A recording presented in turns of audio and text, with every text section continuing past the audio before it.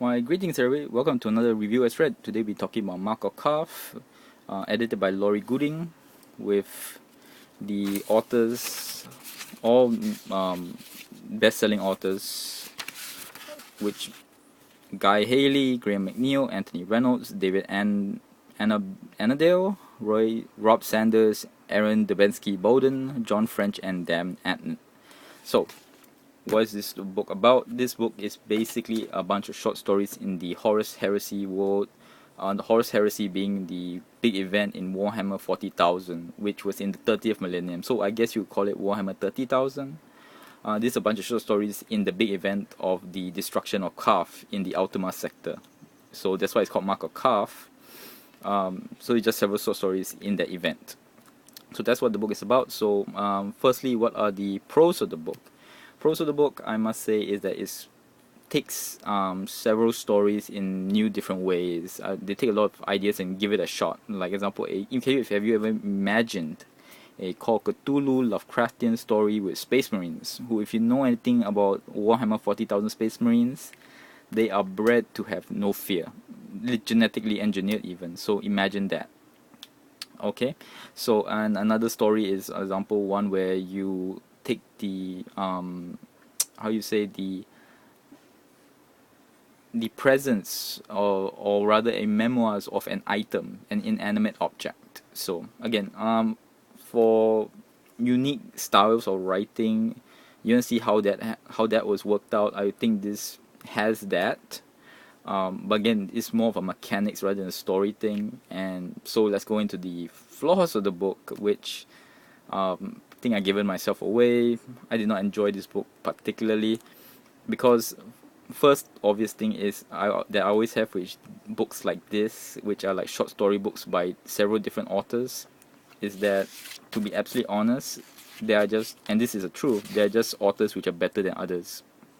So there are definitely some times when you enjoy certain stories in the book rather more than others, and on top of that, this is not like a sequential story. So what will happen is, the stories are all on the same event, but they're all in different parts or times in the Calth campaign. So again, it's not sequential. So you kind of like jump around and you're not sure, like, did this happen did at this point and that point. I mean, if like me, you read all the books, you would know. But if you jumped into the book, like I said, I like to review books by themselves, you just jumped into it, you wouldn't know. Like example, the Shards of Erebus came before the Underworld War, so it's one of those things. Another problem with the book is that I guess they didn't have a choice. You can't possibly make every book a standalone book, but this book in particular is basically three things. It's either introduction of a new character, continuing a story, or basically filling in the blanks of the big events that, or rather with side characters of the past books. So unlike The Betrayer, which I reviewed before, which I feel that even if you knew nothing about the story, you still enjoy it. You'll make a excellent, great book. But if you knew nothing, it's still a good book, good read.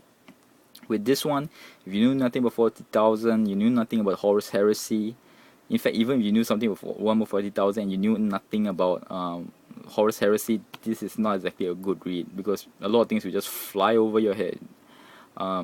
You need to know the characters to actually get involved with them. Example with the Unmarked. If you didn't know who that was, it was like, why is he? It's just another science fiction story, very generic.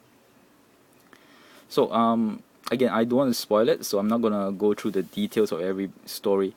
But basically, out of the 8 stories here, I basically enjoyed The Traveler, the Underworld War, and the Etherman, and Deeper Darkness. I guess that was okay. Again, I didn't.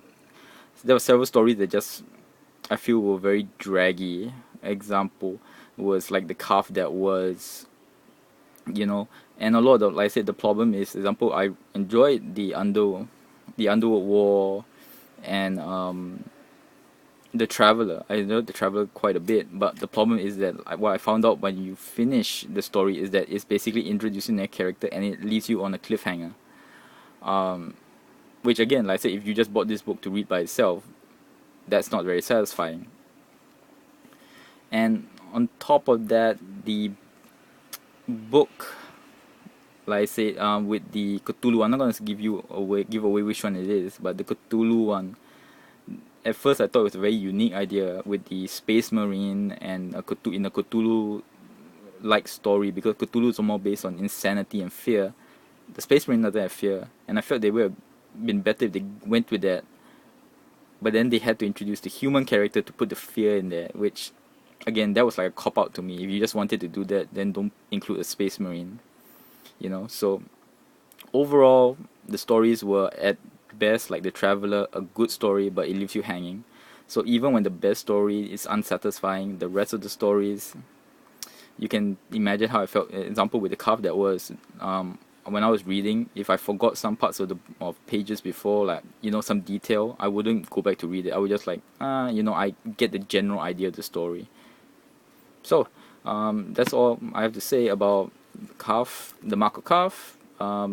Not particularly good book, and if you knew nothing of the world, on the history, on the series, a definite miss. Thank you very much. Till next word.